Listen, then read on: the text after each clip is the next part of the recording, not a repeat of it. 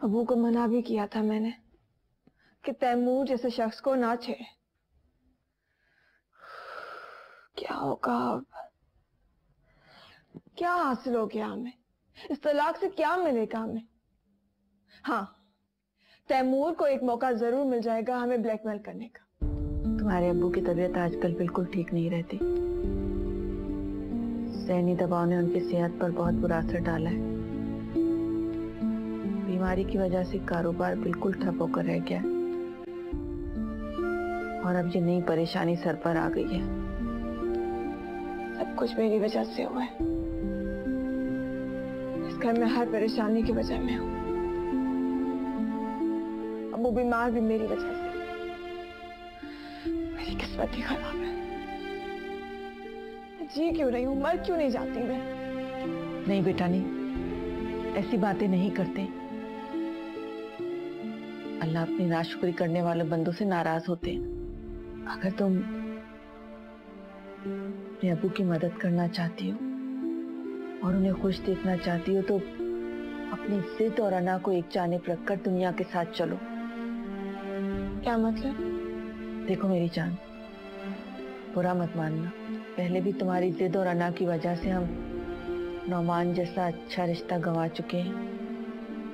बेटा, अपने फायदे और बेहतरी के लिए लोगों से मिलने जुलने में कोई बुराई नहीं है। ताल्लुकात बढ़ाने पड़ते हैं। अम्मी, मुझे दुनिया से बहुत डर लगता है, तभी मैं लोगों से अलग थलग रहती हूँ।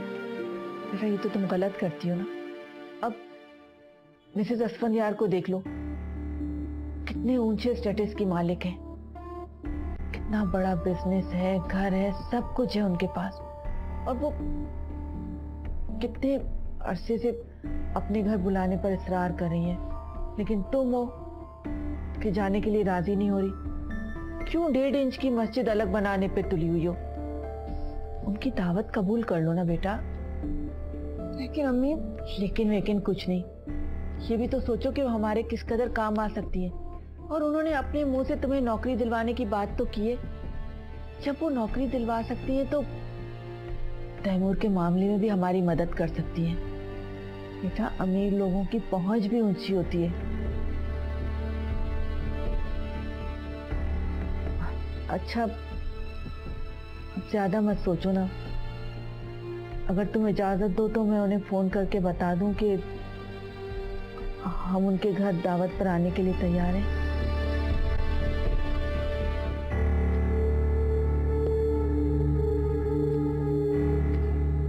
आप उसे घर क्यों ला रहे हैं? क्यों? ना ना। Wasn't he supposed to go abroad for treatment? अम्मी की बहुत ज्यादा तबीयत खराब थी, उनको डॉक्टर को दिखा कर लाया।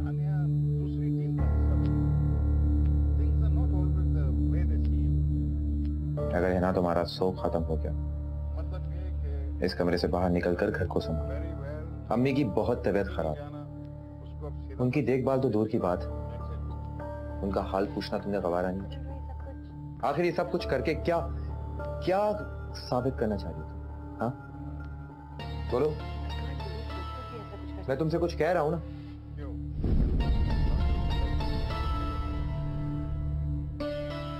मैं क्यों संभालूं इस घर को?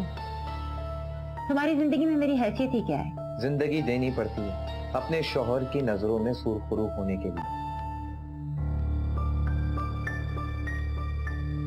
तुमने तो आज तक इस घर में अपना मुकाम नहीं पाया। जब शौहर के दिल पर कोई और औरत राज करे तो बीवी जितनी भी जान लगा ले, शौहर के दिल में बिल्कुल जगह नहीं बना सकती। जब तुम ही मेरे नहीं हो तो मैं क्यों संभालूं तुम्हारे घर को? क्यों करूं तुम्हारी माँ की और तुम्हारे घर वालों की चापलूसी? नहीं करना मुझे ये सब कुछ, नहीं होता मुझसे दिखावा।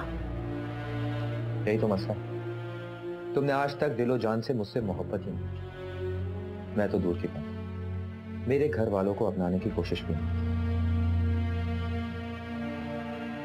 अब हमारा ताल्लुक इस मोड़ पे आके खड़ा हो गया है कि खैर अभी भी वक्त है तुम्हारे पास नहीं, अपनी हरकतों से बाज, वरना क्या वरना? सब कुछ खो दो, इस घर को और मुझे।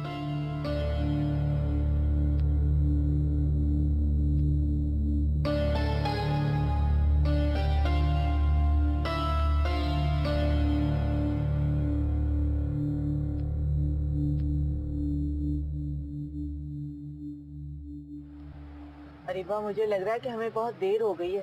पहली बार जा रहे हैं मिसेस अस्फंयार के पास। टाइम भी दे दिया था उन्हें। अब देर से पहुंचेंगे तो उनपे कितना बुरा तासुर पड़ेगा ना। क्या हो गया अम्मी? मिसेस अस्फंयार के प्राइम मिनिस्टर प्रेसिडेंट नहीं है, पहुंच जाएंगे। कोई और हो ना हो, लेकिन तुम खुद को प्रेसिडेंट या प्राइम मिनिस्टर से कम तो नहीं समझती हो। पता नहीं कौन सा कीड़ा समाया है तुम्हारे दिमाग में। खुदा खुदा करके अच्छे लोगों से मेलजोल बढ़ना शुरू हो रहा है, और तुम हो कि तुम्हारे नखरे खत्म होने का नाम नहीं लेते। बिल्कुल अपने बाप पे गई हो। हमेशा कुएं के मेंढक की तरह रहना तुम लोग। अच्छा, फिक्र मत करें, पहुंच रहे हैं। 5 मिनट लगेंगे और रास्ता है।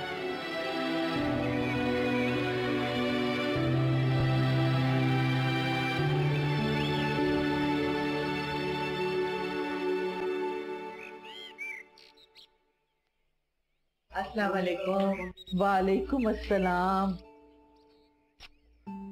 जीती रहो, खुश रहो, जीती रहो। दिल खुश कर दिया तुमने आज मेरा। जब से मिलकर गई हो ना, तुम्हारा चेहरा मेरी आंखों के सामने से ओझल ही नहीं होता।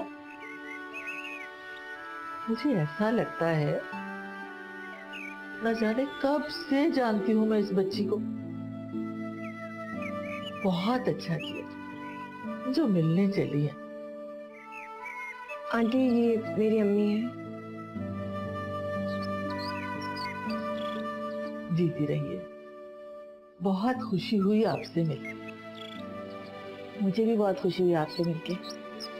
आइए जी, अंदर तशरीफ लाइए।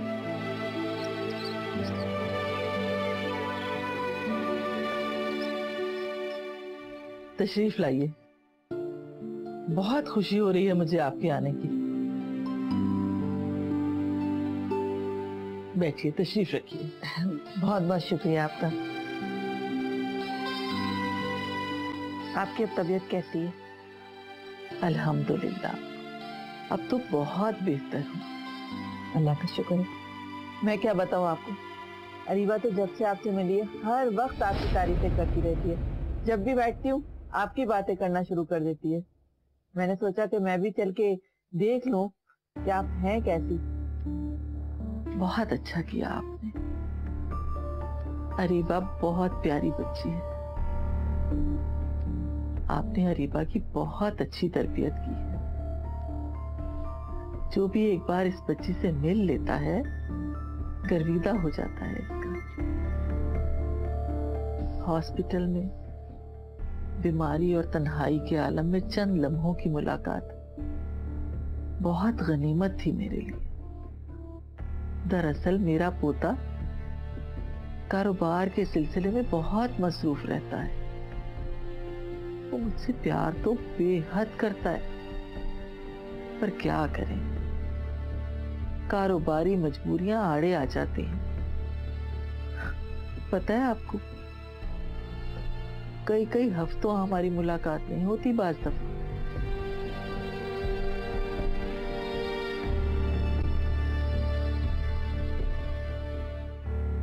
अरीबा, बेटा तस्वीर में क्या देख रही हो? ये तस्वीर मेरे पोते की है। मेरा पोता मेरी कुल कायनात, मेरी जिंदगी है। ये मेरा सारिम है। सारिम नाम है इसका।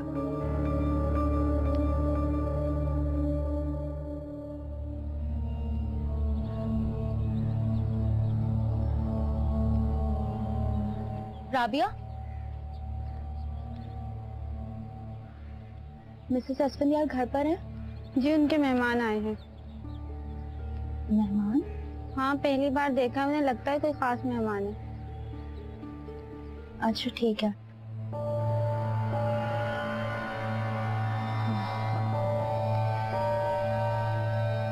मेरा बेटा और बहू बरसों पहले एक रोड एक्सीडेंट में इस दुनिया से रुखसत हो गए थे।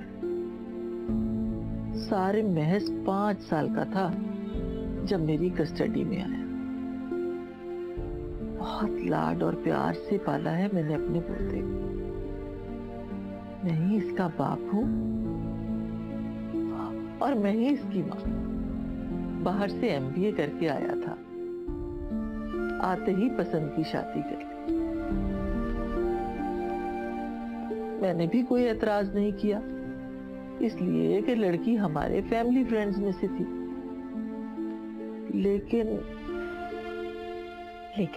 लेकिन क्या? किस्मत को इन दोनों का साथ मंजूर नहीं था। ये शादी 1 साल भी न चल सकी। मगर जो हुआ अच्छा ही हुआ। वो लड़की मेरे सारिम के काबिल ही नहीं थी। खैर, अरे आपने तो कुछ लिया ही नहीं। ये अरे आप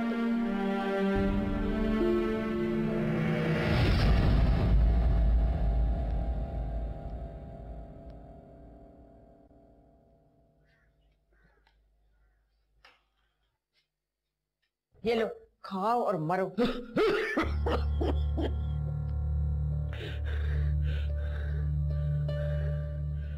इतनी आसानी से मरने वाला नहीं हूं जुलेखा बेगम। आधी जान रहती है, लेकिन ताने मारने से बाज नहीं आओगे। जबान लड़खड़ाने लगी है, लेकिन जहर उगलना नहीं छोड़ा। खुदा जाने कब जान छूटेगी इस दिन रात की मशक्कत से। ये तुम्हारे कर्मों की सजा है जुलेखा। बहुत ज्यादतियां की है तुमने मुझ पर, बहुत जुल्म ढाए तुमने। अब ये मेरा नाकारा वजूद इसी तरह बिस्तर पड़े सालों तुमसे इंतकाम लेता रहेगा।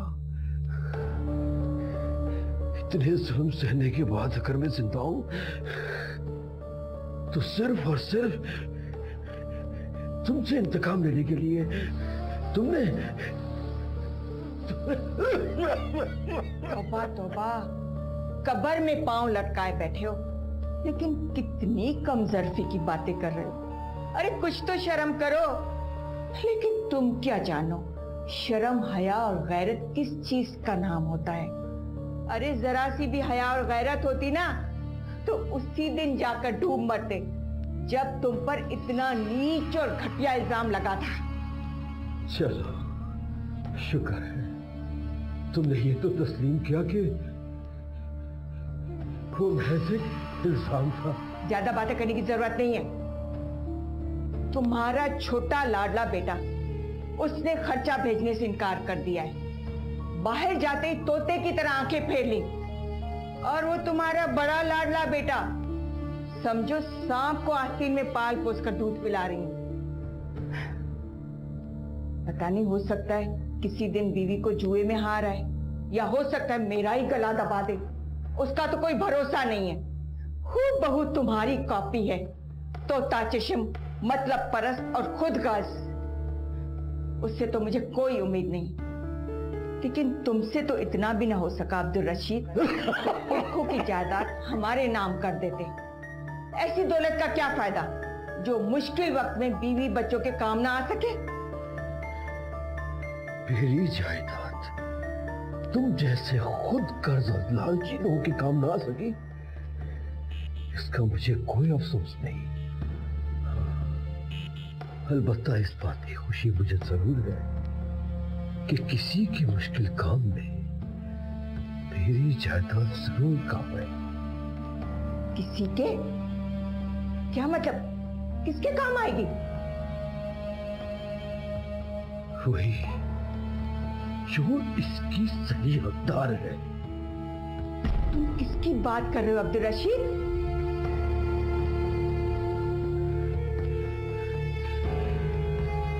मैंने अपनी सारी जायदाद हरीबा के नाम लिख दी है, और सारे कागजात भी उसे दे दिए। अब मेरे पुरखों की जायदाद की वही वारिस है और यही मेरी वसीयत है। निकल जाओ यहां से, चलिए जाओ यहां से।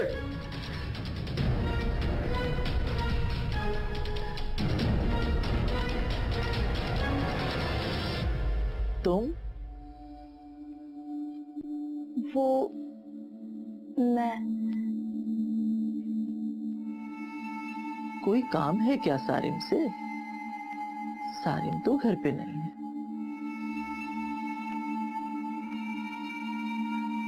ऑफिस में मुलाकात नहीं हुई क्या तुम्हारी उससे? वो एक्चुअली मैं आज ऑफिस नहीं गई। मेरा आज शाम को बर्थडे है। आपको और सर को इनवाइट करने आई थी। ये इनविटेशन कार्ड यहां रख दो।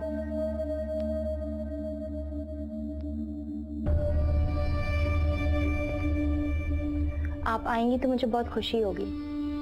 देखो बेटा, मेरी तो कुछ तबीयत ठीक नहीं रहती, और रहा सारिम, उसको तो बहुत अरसा हो गया वो कोई सोशल गैदरिंग अटेंड नहीं करता।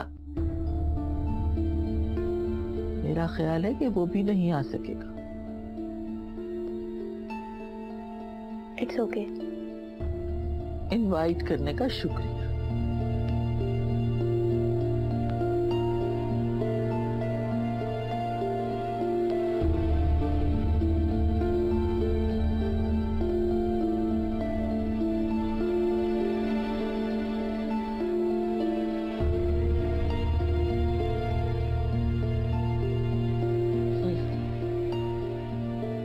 बार बार हमारे घर आती है और हमसे दोस्ती करना चाहती है, जैसे हमें इसके इरादे की खबर ही ना हो। ये लड़की मेरे सारिम के ऑफिस में जॉब करती है। जब देखो हीले बहाने से मेरे और सारिम के इर्द गिर्द रहने की कोशिश करती है। अब आपसे क्या छुपाना है? मेरा पोता ठहरा सीधा साधा और मासूम। अरे वो भला इन लड़कियों के इरादों को क्या समझे। हाँ, एक बार पहले भी ठोकर खा चुका है। मैं नहीं चाहती कि इसे दोबारा किसी तेज तरार लड़की का साथ मिले। एक आंख नहीं भाती ये लड़की मुझे।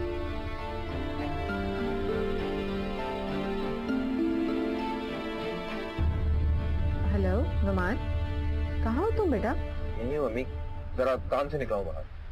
तुम सुबह से फोन नहीं उठा रहे हो। मैं सुबह से तुम्हें कॉल कर रही हूँ और ऑफिस में भी नहीं हो तुम। आखिर हो कहाँ? यहीं हूँ। ये क्या बात हुई?